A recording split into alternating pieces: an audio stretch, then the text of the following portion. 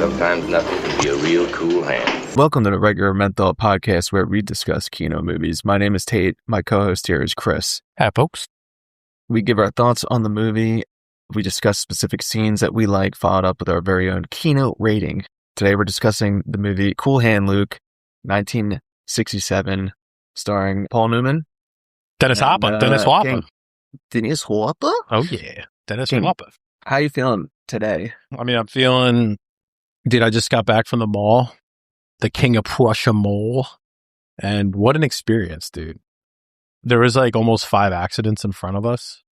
It's like as soon as you... Literally all around the mall premises. So effectively, as soon as you pull into the mall parking lot, you have a target on you. And people just drive like absolute idiots. They're coming at you. I'm talking, bro. It was completely insane. Like, my wife and I look at each other like, what is happening right now? We're in the Twilight Zone. It's just the mall. King of Prussia Mall, one of the biggest malls in America. Second biggest, I believe. Mm-hmm. But yeah, I mean, it was just noteworthy. I'm like, what's happening here? What's it look like when you're going to the mall? Are you shopping for anything particular? Are you buying a suit? What's happening? Not buying a suit. I'm not buying shit, dude. My wife just shops stuff. She has like, I don't know, she orders shit online and then, you know, if it doesn't fit, she just has to take it back there or ship it back or something. So, or we just shop in there, or she gets my daughter stuff. But yeah, it was nice to walk around. It's a nice day out. So it's like, get out of the house. It's been gloomy as shit for the past month or so. Mm-hmm. But yeah, I mean, the mall, a dying breed, if you will. Am I correct? And here we are on a rare weekend recording. We normally record at night during the week. Now here we are during the day on the weekend. Does it feel any different for you? Yeah. It feels better. We should start recording on the weekend every week. If I didn't have like a million things to do on the weekend, but what's going on with you, bud? Nothing. You know, I'm just trying to kind of merge with the AI, just start writing software, start becoming a millionaire. Simple stuff, really. Your average day for me. Sounds promising. Yeah. There's the food court in the mall that has all the upscale eateries. And my wife's like, where do you want to go to eat? There's like a bunch of different places in the mall. I'm like, Chili's outside the mall. So we just go to Chili's. Wait, when you say there's upscale eateries in the food court. Yeah, there's like, I don't know, there's like one-off kind of shops, I guess, that have, they're not like, You're talking about actual restaurants? There's a food court with like Taco Bell and Chick-fil-A, but then there's like a higher end food court when you walk between the malls. Have you been to King of Prussia recently? No, not recently. I'm vaguely familiar. So you're talking about like restaurants? Yeah, but they're like, in the it's middle. like a food court, right? Oh, or at least there was the last time I was there. It's like a year ago. But I don't know, they're like kind of higher end boutique-y eateries. But it is like a food court. Interesting. That's where I had a sushi burrito. King, have you ever had a sushi you're burrito? getting a sushi burrito at the King of Prussia Mall. Food court. A long time ago. But not sure how I feel about that. I agree 100%. It was a one and done thing. So anyway, sushi burritos, if you've never had one, they're kind of amazing. You're alive. Yeah, they're great. So anyway, what's going on with this movie? A decorated World War II veteran decides to become an agent of chaos and vandalize some parking meters for fun. As a result, he's sent to prison. After a while, he decides to start shaking things up a bit to make his stay more fun. In the process, his carefree attitude starts infecting the other prisoners as well. Before long, he makes some escape attempts to no avail. The guards decide to put a stop to this and break the man mentally and physically for resisting their authority. After tricking him, he makes a final escape attempt before being caught and shot by the guards. Through it all, he kept a smile on his face as a testament to his inability to give in. Yeah. It's a good movie. I mean, you like this movie? Yeah, I'm a big fan of old movies too, because I feel like I'm looking at a totally different universe. Yeah. Yet this is the same area that we're from. It's kind of depressing, though. It's a totally different universe. It's kind of depressing, isn't it? Kind of, but then it's also like nostalgia, kind of, in a way. I don't know. Yeah. Which I guess nostalgia is depressing in a certain extent. Yeah, I mean, I think what's crazy is this movie shot in 1967, right? Simple plot. A bunch of random criminals find commonality on a chain gang through a new inmate. Sound familiar? I mean, I guess in a sense you could describe it as a prison movie. Right. So it's got an 8 on IMDb, and it's got like the most basic plot line. What happened? Well, what happened to movies? I don't know. I guess there's more to movies than just the plot itself. Yeah. As we've found out in the Ryan Gosling universe, there's Kino involved as well. And this movie is chock full of it, I would say. Is this the Ryan Gosling of that era? Yeah, kind of. Is he Driver from Drive in 1960? I would say so. I mean, I guess if we go back to the 60s, there'd be a lot of, and Instagram existed in the 60s, there'd be a lot of reels made of literally me, Paul Newman edits. There might be right now. I don't know. It's a new vibe unlocked. New aura. New vibe unlocked. New aura. New character. Well, what I was referencing is, and correct me if I'm wrong here, but there's a lot of interesting parallels to this movie and what's considered the greatest movie of all time on IMDb, which is Shawshank Redemption. Did you catch any of that? Excuse me?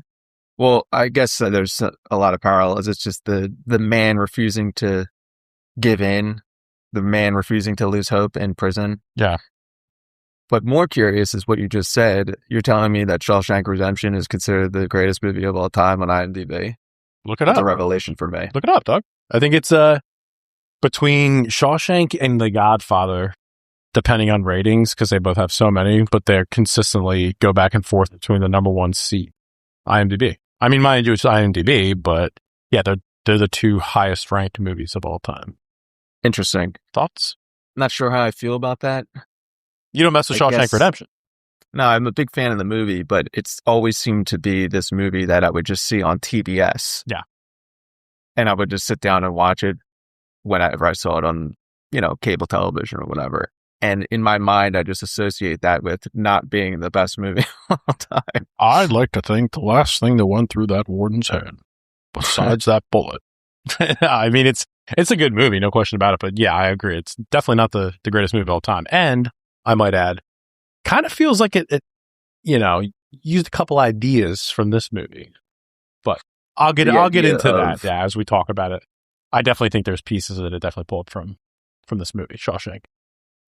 But yeah, man, I mean, is this, you watch this movie, you got these dudes working a chain gang in this prison in the South in the 60s. Is this like a vibe, you think? I don't know. I don't feel like I would be really hyped to be working. Oh, yeah, obviously. But the thing that's curious to me is that it seems like there's this very little supervision going on. I thought about that. You see other prison movies, there's kind of like, it's way more depressing, whereas these guys are kind of in bunk beds and just having a grand old time when they're back at the bunk. And I don't know, I feel like, couldn't the prisoners just kind of gang up on the guards and escape? Yeah, I think that this is the 60s, so people had more principle back then. Mind you, these are criminals. Right. But also note is, it seems to be, very little information you're given, that these guys are not in for long stints. So, like, I think Dragline says at one point, I only had a couple more years left, and then Newman's only supposed to be in there for 2 years. So I think this is kind of like the guys who only... Why risk it? Yeah, they're not in for life, these dudes, I would imagine. So I just want to point out that there's something about old film that I find kind of awesome. Yeah, and absolutely. I'm not exactly sure what it is. The graininess, perhaps, I'm not sure, but it's something about watching an old movie that I feel is more authentic. Mm-hmm. And I guess it's the uncanny valley of this new digital film where everything looks like it's real, but it's CGI. Yeah. And I'm like, my mind is not accepting this as reality. Whereas this old film, all this stuff's real. Yeah, dude. The graininess. Damn near. It's a look. I love it for sure.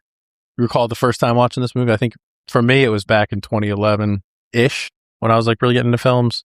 But like I see clips on YouTube all the time on this movie, like scenes and shit. But to this day, man, this thing holds up. How about you? I mean, I can't remember specifically when I saw this, and this is kind of a strange experience for me watching this. I kind of forgot that, I did watch this until I saw some scenes, and it jogged my memory of the fact that I watched this with my dad once. I was just going to say, dude, this seems like it's the quintessential your dad movie. And 100%. This is a boomer Paul movie. Newman guy. This is a boomer movie. Yeah. Mm-hmm. But like, am I losing my mind? Ever have a situation where you legitimately forgot that you saw a movie until maybe halfway through the movie you realized, oh wait, I did see this movie. Yeah, because the plot and kind of the climax of it reminds you like what's happening next. Like, oh, okay, yeah, I remember this happening now. Yeah, I've found plenty of those. Let's get to some of these fun facts here. There's some interesting stuff going on here. In the road tarring scene, which was kind of wild, dude. That scene was pretty crazy. The actors actually blacktopped a mile-long stretch of highway for the county. Pretty cool. Morgan Woodward remained in character during breaks. Between scenes, he would sit in his chair in mirrored sunglasses and speak to no one. So this is like, I don't know. I mean, I think I've discussed this before on this podcast, probably talking about Daniel Day-Lewis, but method actors that do this on set, I mean, that's kind of his claim to fame. I think it's kind of dumb. I don't think it's necessary. Like, does Daniel Day-Lewis, who's been, obviously, he's like a master at acting, does he have to be a method actor? Do you think he could probably get away with not doing this stupid shit on set?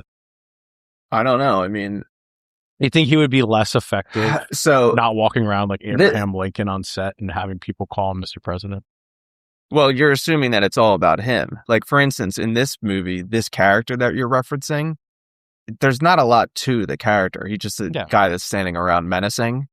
But what if he's being a method actor for the benefit of the other actors? Meaning, it makes the other actors' performances better when they think that this guy is legitimately insane. Well, it's not that important of enough character. That's the point. Is like the scenes that he's in, everyone's just running scared, or it's like reactionary. So there's no real performance because of this guy. He's not boosting anyone's performance, I guess, for this specific one. That might reign true with like a Daniel Day-Lewis. My point being is, I've never been in the whole method acting thing. I think it's kind of cringe. It's even cringier when the sets that I've been on, like the small sets, when people like way smaller actors are like, I'm going to be method acting. I've seen it. I've been on big sets, small sets. I've seen people do it. And it's cringe nonetheless, but it's even way cringier when, like nobodies. Because, I'm in the nobody. I'm in the nobody category as well. But I'm just saying it's funnier when when these dudes, I'm like, bro, I don't think it's not really doing much for you. I love it. This is their third, fourth movie. And they're like, I know how I can get over. I haven't been able to get over.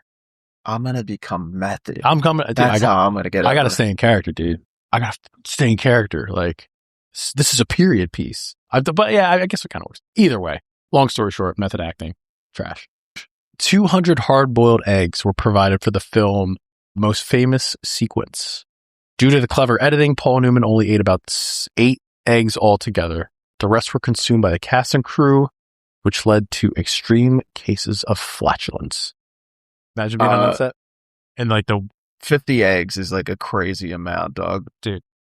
The fact that this guy only ate 8 eggs makes, I guess, a good amount of sense to me. But I've eaten a good amount of eggs before. You're an egg guy. You get those hard-boiled eggs. I see you with eggs in your lunch all the time, and you're just like popping an egg in.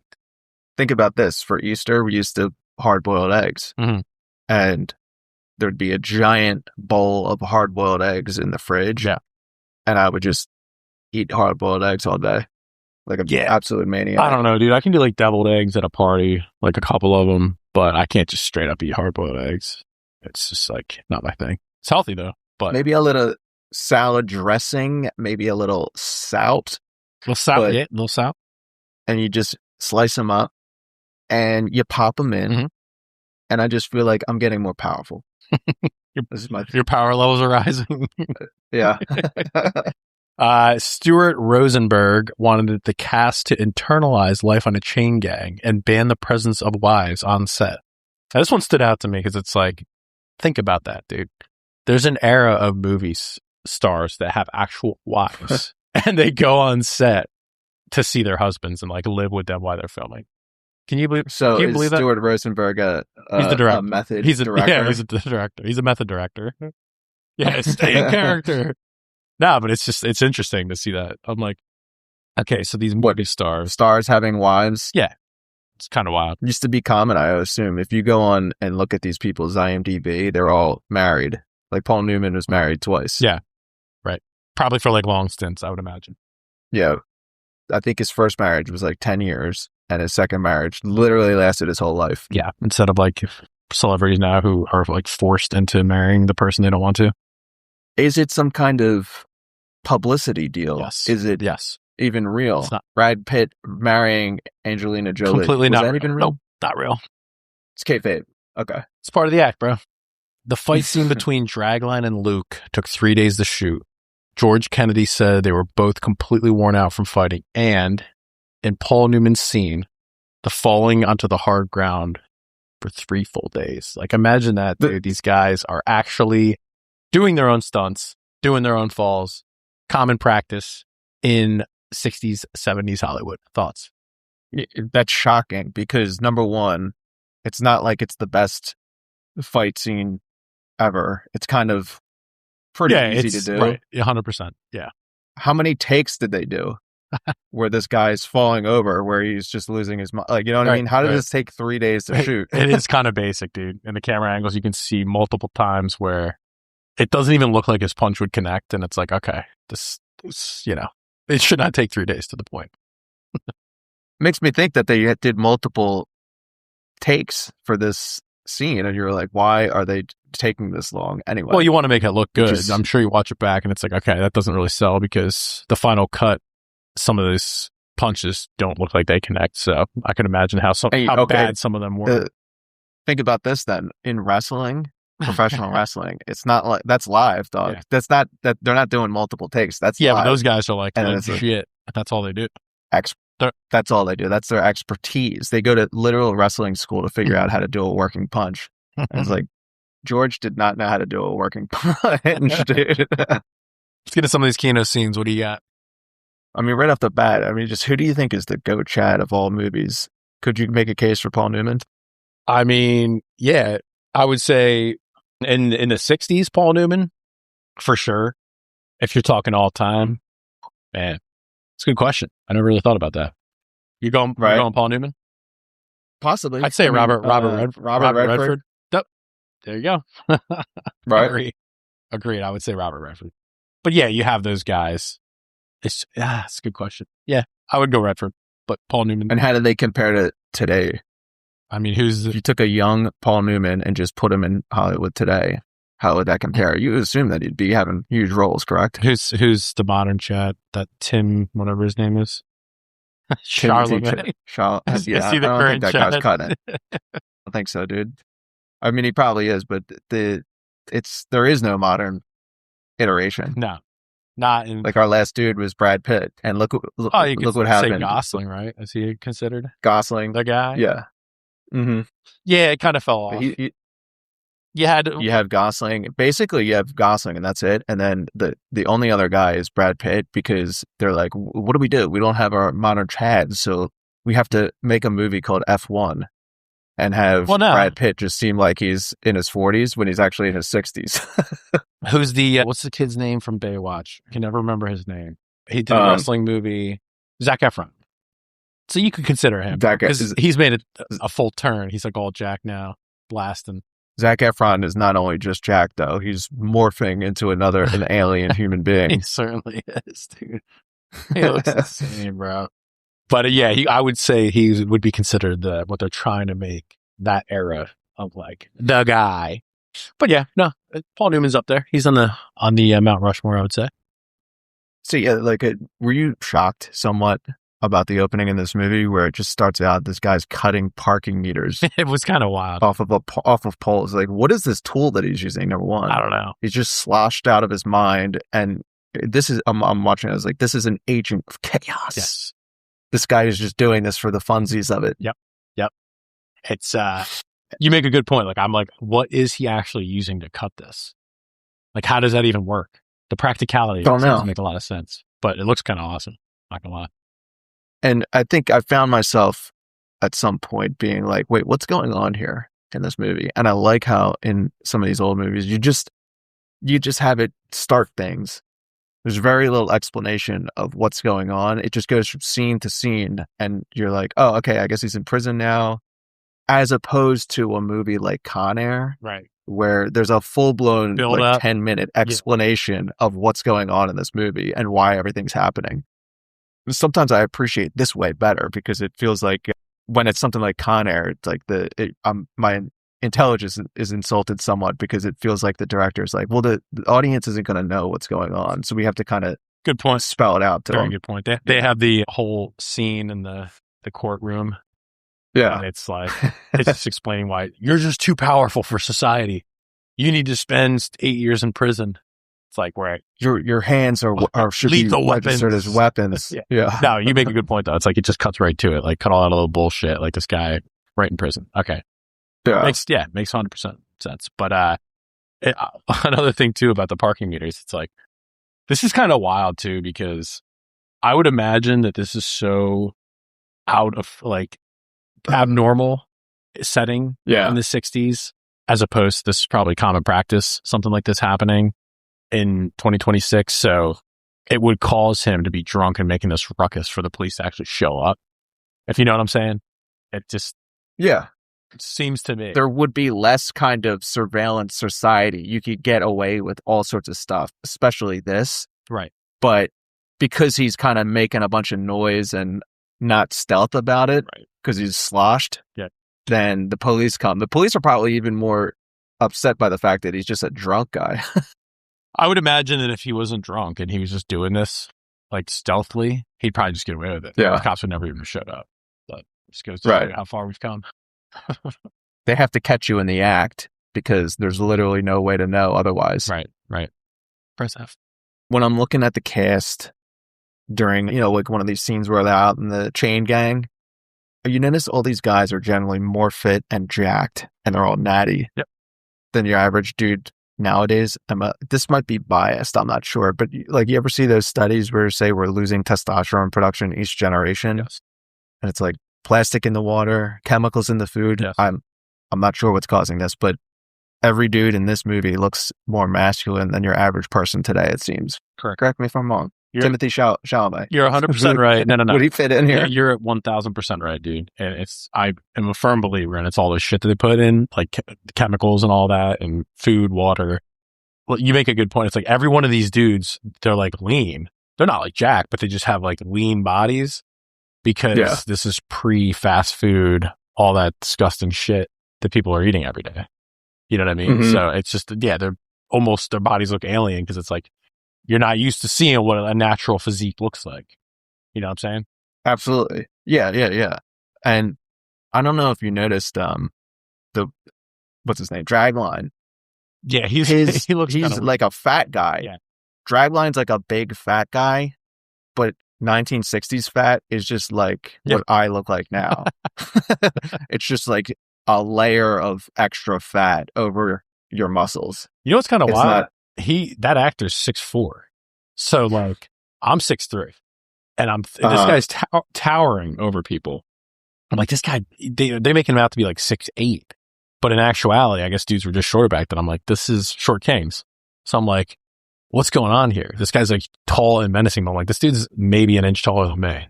It's kind of wild. Do you feel like if you went back in time, you would just be the number one tall guy and run everything? Literally, yeah, dude. It's like, well, I mean, you got to think about that. Was what, 65 years ago? So, yeah.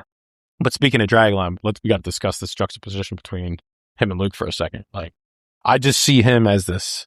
He's clearly the alpha of all these prisoners. He's frame-mogging everyone. You know, he's just got this general attitude, and no one questions him. Then you got this cool, confident, kind of cocky dude, but much smaller, come in. And he's a little bit mystique. He's just got this confidence. He's saying whatever's on his mind. He's almost challenging him. Immediately, Drag hates him. Why? Because he's someone Drag wants to be like, but knows he never can be. As evidenced by, you look at the final scene there where he just jumps in the truck with him as he's taking off, and he's like, shit, I shouldn't have came with you, blah, blah, blah. Like, he wants to be this dude. You get that vibe? Yeah, 100%. And it's basically, you have every once in a while, you come across these characters, these people in life who have aura. He's aura maxing. And yeah, Luke is the aura of someone who's capable of taking any kind of punishment with a smile. Yeah. Right? Like Dragline, yeah, he's the big tough guy and everything. but you learn a little something about toughness, where it's like Luke's mentally tough. Yeah. It's a different thing. 100%, dude. Yeah, 100%. Because he was in the war, right? So he's got this. Yeah, he keeps getting back up. And that's how he wins over the respect of the entire, the prison. It's kind of wild. One of which is Dennis Hopper. That's in an early role for Dennis Hopper. And you're like, I'm looking at this and I'm like, oh, here we go again. Dennis Hopper's playing a crazy person. Like he's, I think, schizophrenic or something in this movie. Is he? And I'm like, I don't know if that's schizophrenic or he's kind of weird and doing something like singing some kind of lullaby or something in the shower. And I'm like, did Dennis Hopper get typecast early on as a crazy person somehow? Well, dude, I mean, even later on, we got Hoosiers when he's like the drunk dad. Yeah. Like always the degenerate. And then you have, what do you have? What's the movie? Speed. Waterworld. Speed. Waterworld. The Will of a Madman. Well, man. I mean, look, dude, we talk about our guys on this podcast all the time. I mean, I don't know about you, but Hopper is certainly an honorable mention. Think? Yeah. I mean, you could go through his whole IMDb catalog and every absolutely rules. Role seems to be crazy. Like the photographer in Apocalypse Now. Yes, like, yes. But also, speaking of crazy characters, I don't know if you caught this, but I'm like watching this, and it was just only basically in one of the opening scenes. I feel like Casey Affleck watched Tattoo, the character Tattoo in this movie. He's the other crazy dude. And got the inspiration for Bob Ford in Assassination of Jesse James. He's got like the exact same cadence and general disposition. Did you happen to notice that? There's only he only talks for a couple scenes, but he plays like this kind of like smirky, kind of aloof character that I just immediately I'm watching. I'm like, this is literally Bob Ford. That's that same kind of look on his face too, like a happy, like goofy smile on his face. Yeah, it's so random, but I'm just like, it just stuck out to me right away, and it's like you see that tracks. Well, I mean, Casey Affleck's performance in that was like so original. I was like, oh man, that's, such an interesting original character. And he's just playing it so kind of weird. But I'm watching this, I'm like, maybe you got some inspiration there because it's literally the same character. Anyhow. For sure. You mentioned about them taking over earlier, but it's like I'm watching this and they're on the side of the road. And like, to your point, there was one guard at one point just watching these dudes. Not even to do with like the mirrored sunglasses. Like these dudes could have easily gotten away, to your point, because it's the side of the road down in, it's supposed to be, I guess, Alabama. I believe they shot this in Tennessee, but you could just zip out and no one's ever going to find you. I mean, they were going to bring out the bloodhounds eventually, but it's just, you make a good point. It's like, there's no supervision whatsoever. Well, the reason is probably because these people aren't totally evil. Yeah. These are, I guess, not lifers, but definitely they got caught for doing something. Like when they first come to the prison, the one guy did manslaughter, and he was like, "It wasn't my fault." Right.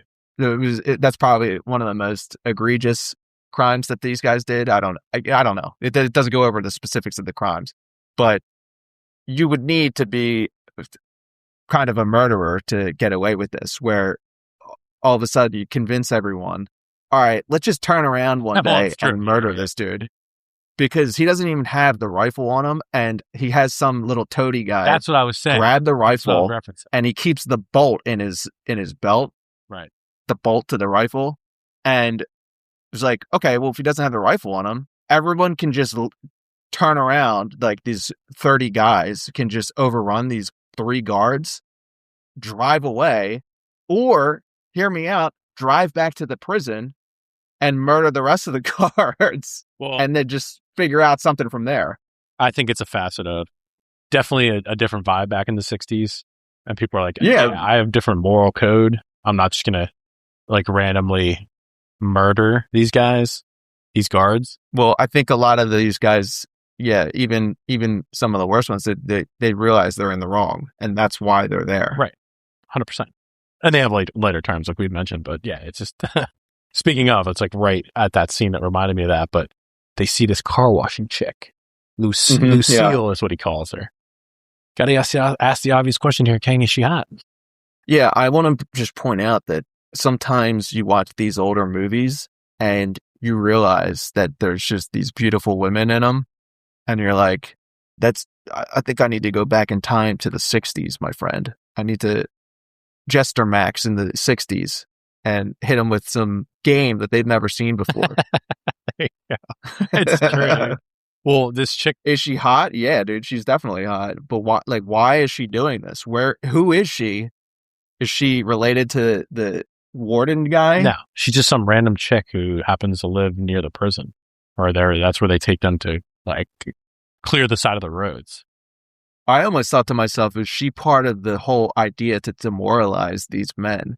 Well, I mean... Because they know that they're just in prison with a bunch of dudes, and, like, now they see, like, a hot woman, she's tempting them, but they can't have it. This chick, her name's Joy Harmon, the actress. Uh-huh. I just, like, happened to look her up, because, like, you can't really see her face in this, but when you look her up, on her pictures, she always has the most insane-looking eyes. She's got these giant, abnormally large eyes. So, yeah. I might have to say, meh. This is a no-go from you. Okay. I'm not saying no-go. It's just, eh. Okay, fair. I mean, I watched, this is like one of the reasons I got into old movies. It was, I started watching looking at old hot chicks. Yes, essentially. We're now dead. Yes, basically now dead. I was like, damn, like, she's actually hot as fuck. Like, maybe I'll just watch the rest of this movie. This is a different movie, but same thing applies here where I see this woman. I'm like, yep, my instincts were correct. I'm going to start watching old movies again because the women are beautiful. Way different vibe. There's a scene here. Luke gets the shit beat out of him by Dragline. And I'm talking about a crazy beatdown where Dragline puts his whole body behind these punches and is just connecting on Luke's face. And it's making Luke fall down over and over. And they just keep telling him, like, stay down, stay down. And Luke holds out against them, refusing to stay down, showing he's tough as shit. And it cuts to them playing cards. I don't know, the next scene. Mm-hmm. And it's at night, and he's seemingly completely fine. It's like, dude, didn't you just have brain damage earlier while fighting this giant human being? And he's punching you in the head over and over. That was one thing that kind of caught me. Like, not only is this guy getting over by just being super tough, right, but he's also Wolverine. He's got the healing factor in play where he's just his concussion is healed almost immediately. Now he's playing cards. I think, the idea, man, he's a war hero. He's been through all the shit, so getting knocked down by Dragline's not going to affect him. He probably has, like, he's like you, dude. He has like 30 concussions throughout his whole life. So it's just like commonplace for him. But are you familiar? There's a movie, there's a TV show, Ozark, where there's a scene where this woman's just like, if you want to stop me, you're going to have to fucking kill me. And I'm like, this is the exact scene here too. Cause Luke gets up and he's just like, you're going to have to kill me. I'm like, damn. And then it causes all of them to be like, damn, we're dealing with an animal here. We're dealing with someone that's on another level. Like, yeah, I can beat him up. He's got that canine in him, bro. But I can't stop him. Right. His level of punishment is on another level, dude.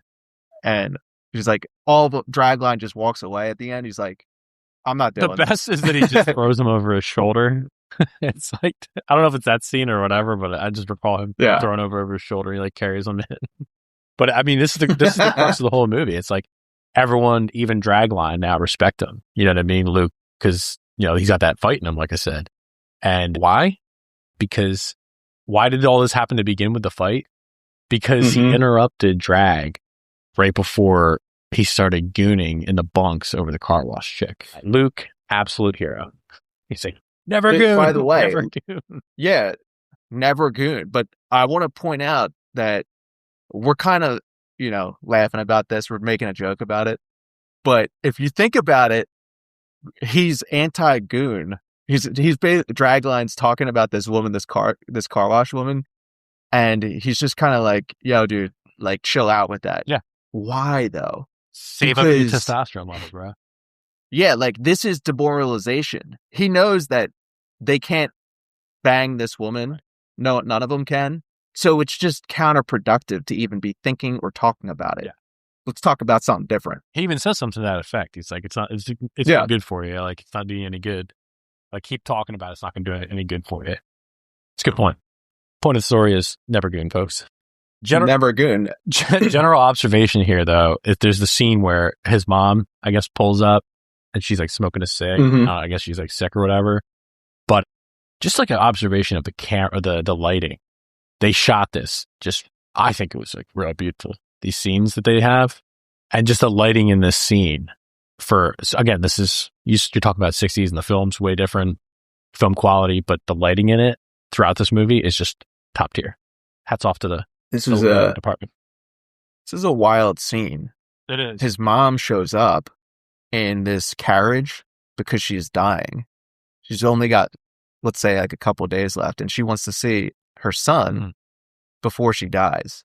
And it's kind of this conversation of like, I wish things would have been different. I wish, maybe you would have did something different in life. But she kind of acknowledges that, like, he's the favorite son because she's like, I don't even feel good about my other son.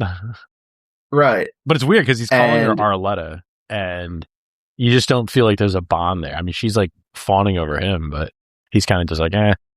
But I get the impression that it's because he's this jaded kind of character who feels like, I don't even want to say it's exactly suicidal, but it's to the point where he doesn't care about anything except being able to withstand life's punishment. It's good. Like, that's his main thing in life, it seems. That's a good point, because they never flesh out what's going on with this dude.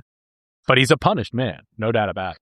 But he also he's a little upset about this appearance from his mom. Right.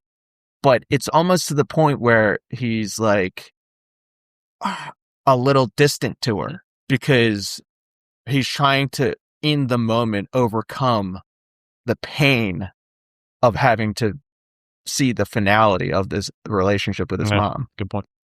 It's kind of wild. Yeah. It's, but I'll kind of flesh that out later. But yeah, he's certainly punished, and like I said, it doesn't really go into. Obviously, he's like a war hero or whatever. He's not a hero, but he was in the war. But it's like they never really talk about what this dude. He's a punished young man, but they don't ever really flesh it out, which is kind of weird. Right. Which almost is better, because it leaves your imagination room to kind of think what could be going on with this guy. Yeah. Good writing. And then there's this scene where they're throwing sand on the road. And it's kind of incredible to me, because Luke decides to rebel in a way by making his hard work fun by doing it as fast as possible. Yeah. A Dragline joins in, gets everyone on board, and the guards are left a little dumbfounded. And you could tell they're a little pissed, because the prisoners are having fun for once. And he turns this punishment, this working on the road, into a little fun and a game, and doing it as fast as possible. Yeah.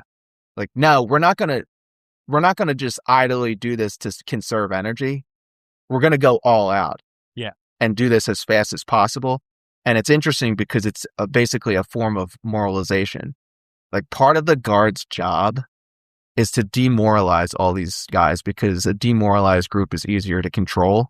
Luke is doing the unthinkable. He's rallying everyone to take pleasure in their situation. And I don't know if you're familiar with, like, David Goggins, the guy, the Navy SEAL dude.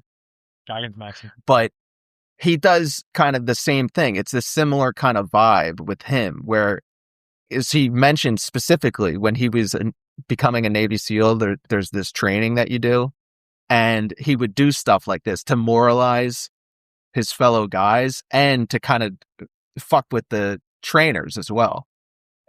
Among other things, he'd hum the platoon theme in the water, like, while he's doing this crazy exercise stuff.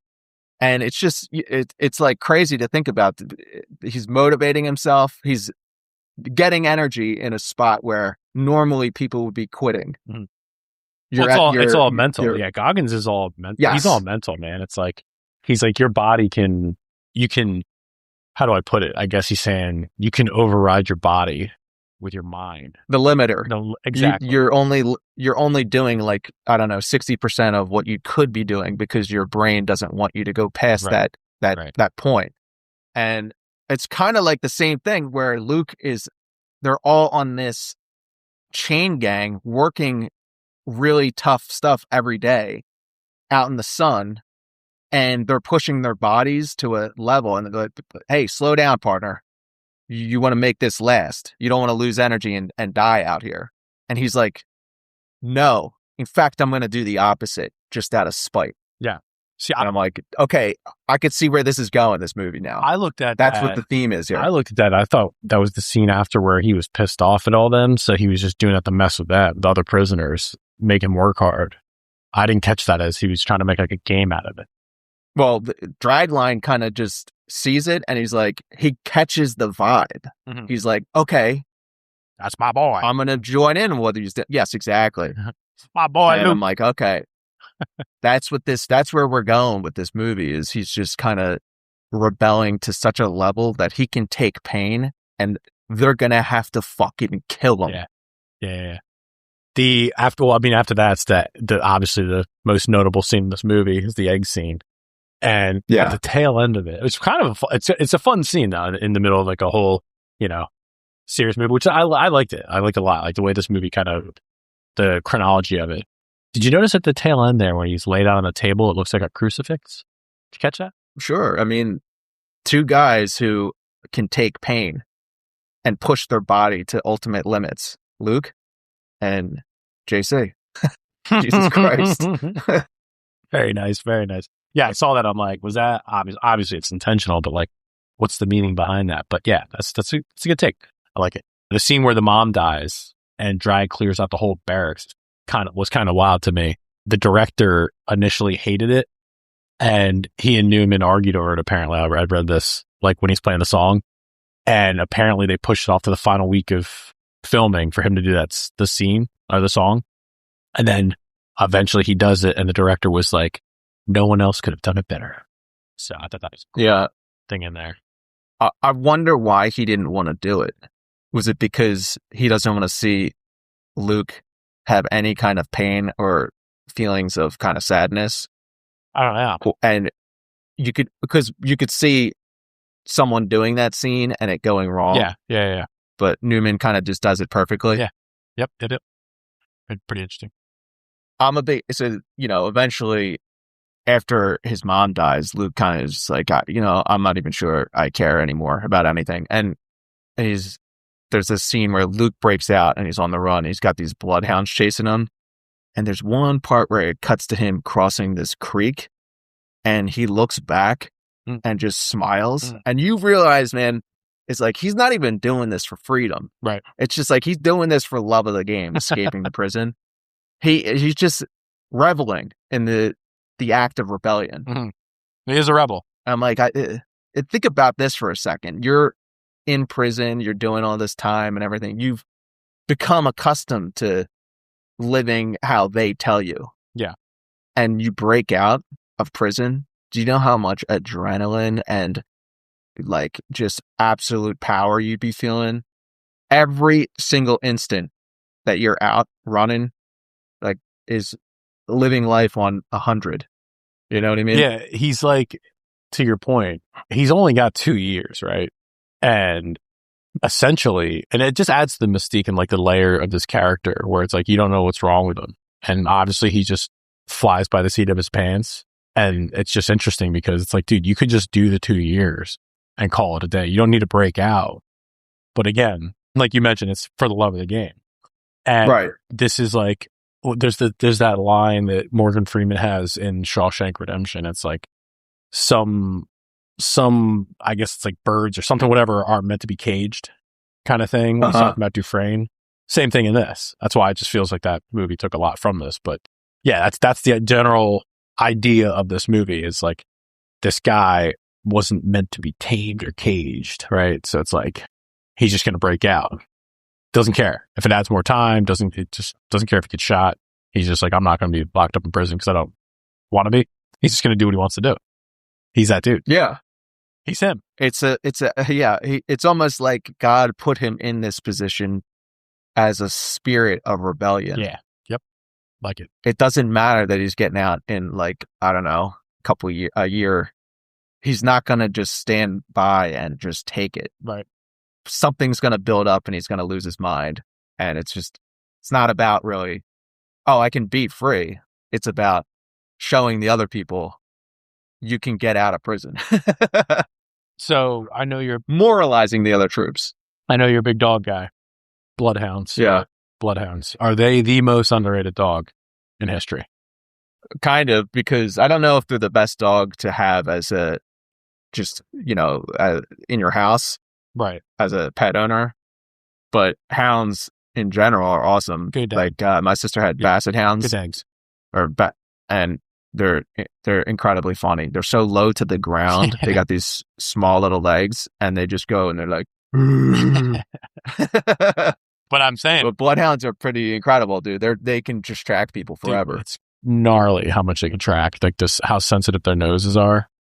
It's just, I always see these in like movies like this. I'm like, dude, bloodhounds get no respect. But I guess you're right. It's like, they're not the quintessential, dog owner type of dog.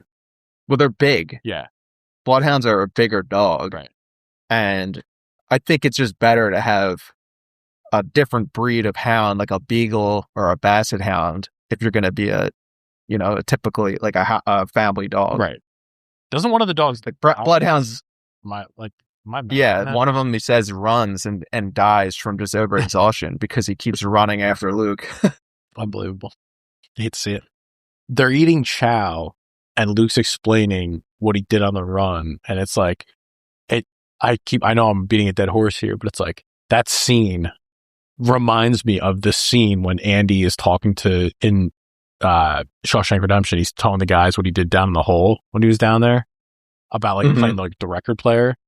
And everyone's just like kind of listening on every word that he's saying. It just gave me like the same vibe. I'm like, dude, I don't know. I feel when you get in prison, if you're in prison for years, you become totally acclimated to the idea of you're being completely controlled. Yeah. So when someone does something outside of that control, it's totally like mind blowing. Well, I know that, but I'm just saying, my point is like, I think there's such a parallel to Shawshank Redemption. My point is like, my point of the whole thing is like, I guess of keep rehashing it is that's considered the best movie of all time in theory, but it's pulling a lot of ideas from this film. What I'm saying is I'm just adding credit to this film, why I think it's a great movie. That's all. Okay. So, anyway, they're on the run. He's on the run at least. Did you see the sign for a 5-cent cigar? Thoughts? No, but is it one of those porcelain gas station signs that are? But this it was like legit back at that time. So it's like, what do you pay for cigars nowadays? Like $10. Yeah. For one. Would you take at the minimum? Would you take a 5-cent cigar? Yeah, damn near. I mean, let's go back to the 60s. Why is it cigar for 5 cents back then? Let's analyze that for a second. Wait a second. Let's move on. We don't want to get canceled. That 5 cents back then is approximately 45 to 50 cents today. That doesn't make sense. I imagine the quality is better today anyway. Yeah. I could be wrong on that. But a 5-cent cigar is probably a cigar that you get from Wawa. Yeah, it's worth 50 cents. A game cigar. I'm not really big on them. I'm more of like go to Holt's Cigar Bar and get one of those ones. Hey, you're a cigar guy. Hey. Let's get on to brass tacks here, though, real quick. He's doing a 2-year stint, and I know we're trying to dramatize it, but wouldn't you just cruise out this 2 years, like I mentioned earlier? I mean, you are literally Luke, so you tell me. Yeah, but I would, because I feel like I have stuff to live for. Right. But I think that this guy is borderline suicidal. I get that at the end. It's but true, instead of being like, I'm going to kill myself, he's just going to be like, I'm going to force them to kill me because I hate this. I hate living this way. And he's not a person born for this world. He can't do 2 years. It's just too much. I don't even think he could live on the outside. Right. That's what I mean. That's why in the beginning, he's so sloshed, just doing crazy shit, right. Because he can't even live in the confines of having meters that are taking your money to park your car somewhere. I think that he is not even capable of living in this world. Yeah. He's not for this world. And it's like you do the math and you're like, okay, even if he gets out, he's still in prison in his mind. And the way to get out of prison of your mind is to just escape, not do what they want you to do. Right. So the only rational thing is to escape and just rebel against what they're saying. But I mean, I kind of have some things to live for, I think. So I'm going to do the 2 years myself. But yeah, it's a good point, man. It's like, it's not even a matter of, for him, it's just like, I'm bored, right? Let me just break out of here. Yeah. Cause I'm just 2 years or not. It could have been like 6 months and he's still going to try to break out at the end of the day. I had to go back again to whether they could just overpower the guards when they start messing with Luke, when they bring him back the second time. They bring him back and they start kind of breaking him down, forcing him to dig ditches over and over again. Yeah. And at one point, he just loses his mind and tries to tackle one of the guards. Yep. And like, I saw that and I was like, hey, wait a second. Why doesn't everyone just do that? If they all just gang up on the guards, right? And I think we discussed this already, but it becomes more apparent the further you watch this movie, because you're like, they're all looking at what they're doing to Luke and they're all kind of like horrified that they're messing with their friend. Like at any point, all you guys can just run out and they don't have any guns on them. Did you ever personally get to this point where you're so tired that you just like pass out? Kind of. Yeah. Well, it's mostly due to me not sleeping though. And one of the best things that I do now is I'll come home and I'll sit in my computer chair and just pass out in my computer chair. And I don't necessarily want to. Right. And I just start getting tired. And then I wake up 45 minutes later. I'm talking about like working and like doing like a workout or something, or like a crazy long run, or doing manual labor, and your body's so exhausted you just crash. I'll give you a perfect example. Me and my buddy Grady, his dad would do home, I don't know, he was a contractor and was refinish basements and stuff like that. Yeah. And me and my buddy Grady worked for him one day and just carried drywall in all day. Yeah. And it was so tiring. And then we came back and got a pizza pie at the end of the day. And it was incredible, dude. It was like the best pizza I ever had. And then I probably just passed out after that. How old were you? I was probably in my early 20s, like 22, something like that. That's the best feeling. Yeah. It's like good day's work and just crash. Absolutely. Just when you think, okay, this man is a broken man, right? The guards break him, make him dig ditches and stuff. They finally get him. My mind's right. Luke randomly just takes off in a truck. Well, I think he's kind of I love it overacting it too. He's like running, gets like the snapping turtle, and he's just playing it. He's playing it the whole time, dude. He knows he was living. He was zipping out of there. And he's got Dragline with him. And while sawing off his chains, Drag says, you know, you planned it. To which Luke responds, I never planned anything in my life. Yes. And I'm like, holy smokes, dude. This is a keynote line, because you're like, yeah, that's how this guy got in this situation. Is it's not even, there's no planning whatsoever in this guy's life. He's rebelling so much against life itself that he doesn't even plan for anything. Dude, this guy's based. No, because about it. You think about your life, right? You have to plan for stuff. Yes, 100%. In order to get anywhere in life, you have to kind of plan for something in the future and kind of deal with the present by doing things you don't want to do in the present. By it adds up, and then in the future you get something that you want, right? Right. This guy's like, no, dude, I'm not even doing that. Yeah, dude. This is an aura. This guy. Well, there you go. That you have Drag, his former enemy, who gets so impressed by him, he's willing to kill him. To kill a man. Yeah. Right. Yep. Like he's finally out. It's him and Drag. They split up. Luke gets cornered in a church. Right. They bring Drag in and be like, hey, they won't beat you up or anything. They'll let you just come back if you give up. And Luke just goes over to the window and starts mouthing off. And before he can even finish the sentence, the homie with the sunglasses, just shoots him. Yeah. And it's kind of wild because Drag brings him out of the church and kind of just immediately goes over to the guy with glasses and just flips out and just tackles him and starts choking him. And I have to kind of, again, why don't all these guys just attack these people? Right. Because Dragline just starts choking him, and you're like, oh, he actually has him and is about to kill him. Well, it's because they have common sense, and it's like, yeah, Drag realizes that he was caught up, and he kind of second guessed. He's like, I shouldn't even done this. I should have just finished my time. I guess he had like a couple of years left, and he's like, I shouldn't have done this. I shouldn't have ran away. He got caught up in the moment because Luke is just so insane, right? And he just gets caught up in the holy shit. Like it's a fight or flight thing where he's taking off in the truck. So he's just like, I'm going to jump on. Right. And then immediately regrets it because he's like, has obviously common sense. He's like, I'm down, kind of screwed. So this is why they won't ever allow hope in anyone. This is all their divide and conquer campaigns. And when I say them, I mean like the people running this world. Divide and conquer campaigns, they won't ever let you get moralized because Dragline thinks of Luke as his, the best friend he's ever had now. Right. Despite the fact that they were enemies earlier and he's going to kill a guy for him because he's so upset. Mm-hmm. It's like, that's what Luke did. He moralized and gave all these criminals hope. Right. Right. In a world where the guards are actively trying to demoralize them. And it's like, this is why the news is nightmare fuel. Yeah. Yes, exactly. 100%. It's a metaphor for society. This is why they're trying to destroy your mind in the news every night with nightmares. Yeah. Facts. Well put. Well put.